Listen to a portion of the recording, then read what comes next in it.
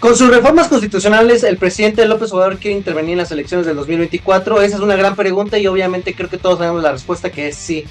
López Obrador, como estrategia política, él está poniendo la línea de discusión de 20 propuestas de reforma, en que desde un punto de vista, pues parece que López Obrador es el candidato, es el que está compitiendo contra Xochitl Gálvez, porque pues seguimos viendo que Claudia Sheinbaum va arriba a 30% gracias al efecto López Obrador en lo que son las encuestas que se tienen de percepción de cómo va a llegar la elección del 2024, y López Obrador, al tener estas propuestas, pues manda mensajes importantes a ciudadanos que todavía no definen su voto, a su voto duro, y evidentemente tiene muchas propuestas que sí son atractivas en términos generales a los votantes. Que lo de las reformas a las pensiones es evidentemente un tema importante que sobre todo a las nuevas generaciones nos preocupa, de cómo vamos a llegar en términos económicos a nuestra etapa de la vejez, donde vamos a darnos cuenta que no vamos a tener condiciones dignas de jubilación. Y si él está proponiendo que se dé un aumento sustantivo o se pueda llegar a lo cercano al 100%, pues evidentemente es un tema en términos electorales muy poderoso.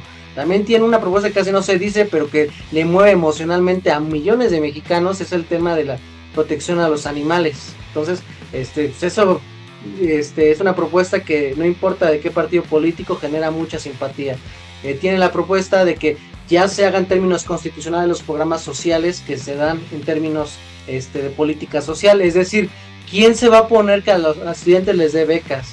Que se haga lo de la pensión a adultos mayores a una edad constitucional de 65 años, que se dé apoyo a discapacitados, apoyo a madres solteras, es decir, él quiere que ya sea en términos constitucionales un presupuesto ya definido y que se tenga ya por obligación tener esta política pública de bienestar social.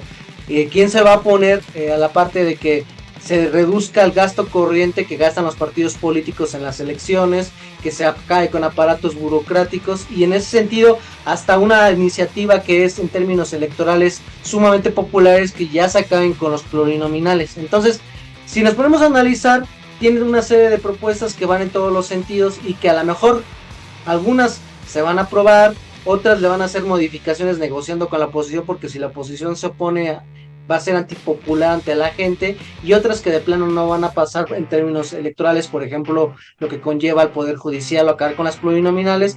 Pero López Obrador está metiendo el discurso político en este mes que no va a haber campañas formales, está metiendo ideas de cuál es la línea política que debe tener Morena, la 4T, su legado político, cuál es la propuesta de campaña que debe tener Sheinbaum en su siguiente presidencia.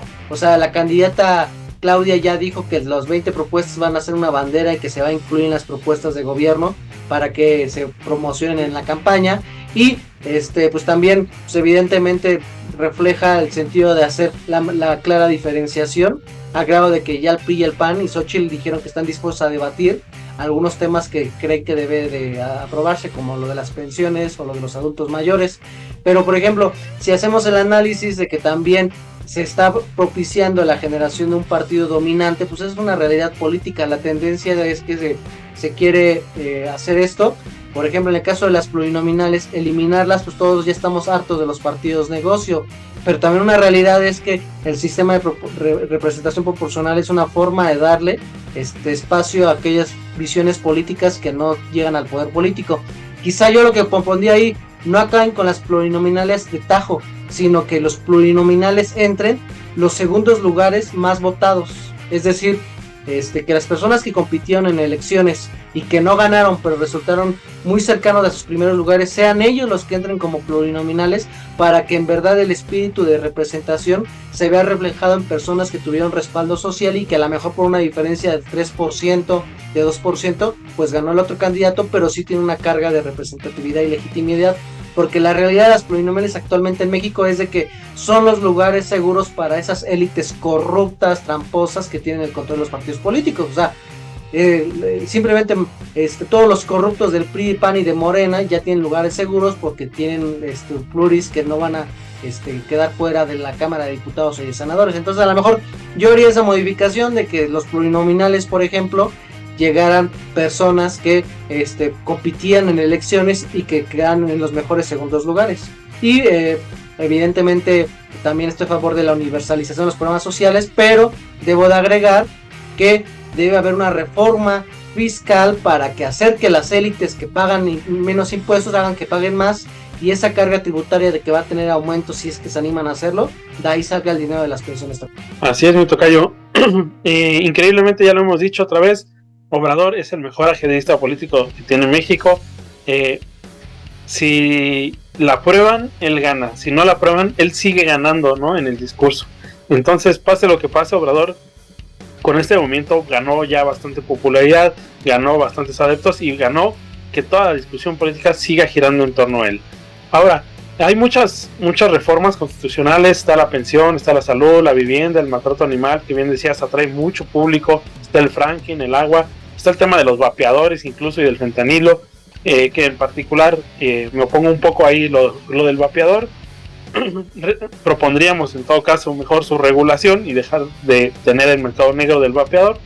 Está lo del salario mínimo, conforme a la inflación, el salario mínimo también a maestros, soldados y médicos, que eso también es parte o va a ser parte seguramente de cierto control social para las próximas elecciones o en las elecciones venideras.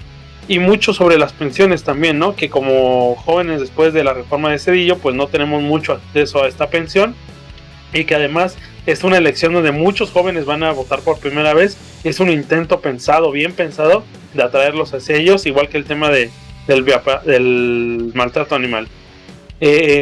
También esta cuestión de democratizar el sistema judicial, yo estoy totalmente a favor, creo que sería muy bueno. Todo esto va a tener pros y contras. Yo creo que uno de los contras que los dos nos dimos cuenta, mi tocayo, es esto sobre la representatividad, ¿no? De bajar 500 diputados a 200 y de 128 a 64 senadores. Pues sí, todos como sabemos que no tienen apego al pueblo, nosotros no nos sentimos representados por ellos, pues no duele decir sí, que se vayan. La cuestión es que en regiones, incluso en zonas conurbadas, donde hay movimientos sociales, parte de la sociedad civil organizada, y no tienen acceso al poder político, esto baja sus posibilidades, ¿no? Porque evidentemente sabemos que las élites políticas están ya muy incrustados en el aparato electoral, en el aparato del Estado, y ganarles es difícil. Quien haya competido, quien haya hecho activismo social sabe que es muy difícil competirle a los cacicazgos más clásicos electoralmente hablando. Entonces sí va a tener una desventaja de que va a haber la tendencia en que Morena sí va a ser el partido hegemónico, o que se va a mostrar más esta alternancia de o Morena o el PRI, ¿no? Y todos están peleando por ese segundo lugar, ¿no? En este caso es PAN-PRI, que seguramente va a terminar en PRI, Movimiento Ciudadano, como esas dos vertientes, ¿no? Esas dos opciones de partido. Hay mucho que hablar sobre esto.